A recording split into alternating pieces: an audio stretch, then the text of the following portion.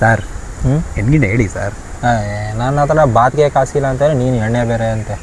ನೋಡಿ ನೀನು ಅಡ್ಜಸ್ಟ್ ಮಾಡು. ಯಾಕೆ ಹೋದ್ಸರಿ ನಾನು ಕೊಡಿಸಿಲ್ವಾ? ನನ್ನ ಹತ್ರ ಕಾಸಿದ್ರೆ ನಾನು ಯಾಕೆ ಇಲ್ಲಿರ್ತಿದ್ದೆ, ಊರ ಮುಂಚೆ ಬಾರಲ್ಲಿ ಇರ್ತಿದ್ದೆ. ಸರಿ ಅಡ್ಜಸ್ಟ್ ಮಾಡಿ, ಅದರಲ್ಲೇನು. ಒಂದು ಕೆಲಸ ಮಾಡವ, ನೀನು 500 ರೂಪಾಯಿ, ನಾನು 500 ರೂಪಾಯಿ. ನಾನು ಮಾಡ್ತೀನಿ, ನೀವು ಮಾಡಿಲ್ಲ ಅಂದರೆ ಇಬ್ಬರು ಪಕ್ಕ ಮಾಡವ. ಈಗ ಸರಿ ಇರುವ ನಿಮಿಷ, ಈಗ ಕರೆಕ್ಟಾಗಿ 3:15 ಟೈಮು, 4 ಗಂಟೆಗೆ ಸಿಗವ. 4 ಗಂಟೆ ಅಷ್ಟರೊಳಗಡೆ ನೀನು 500 ನಾನು 500 ಮಾಡ್ಕೊ ಬರವ. ಫಸ್ಟ್ ನೀನು ಮಾಡೋ, ಆಮೇಲೆ ನಾನು ಮಾಡ್ತೀನಿ. ಸರಿ ಆಯಿತು. ಯಾಕಂದ್ರೆ ನೀನು ನಂಬೋಕ್ಕಾಗಲ್ಲ ನಾನು. ಹ್ಞೂ ಆಯಿತು, ಬಟ್ ಟೈಮ್ ಆಯಿತು, ನಡಿ. ಹಲೋ ಅಪ್ಪ, ಎಲ್ಲಿದೆಯಪ್ಪ? ಅಂಗಡಿಯಲ್ಲಿ. ಅಪ್ಪ ಇದು ಅಕೌಂಟಿಗೆ ಒಂದು ಸಲ 500 ರೂಪಾಯಿ ಬೇಕಿತ್ತಪ್ಪ. ಏನಕ್ಕೆ?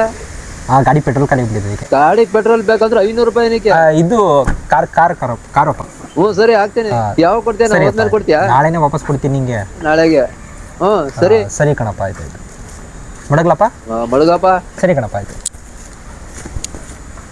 ನೋಡ್ದಾ, ನಾನು ಅಡ್ಜಸ್ಟ್ ಮಾಡಿದೆ. ನಿಂದು ಅದೆಲ್ಲ ಮಾಡ್ತೀನಿ. ಮಾಡಿಲ್ಲ ಅಂದ್ರೆ ಐತೆ ಅಲ್ಲಿ ಖಾಲಿ ಜಾಗ ಮಾಡ್ತೀನಿ. ರೆಡಿ. ಈ ಗುಲಾಮ ಬೇರೆ 500 ರೂಪಾಯಿ ಅಡ್ಜಸ್ಟ್ ಮಾಡ್ದ.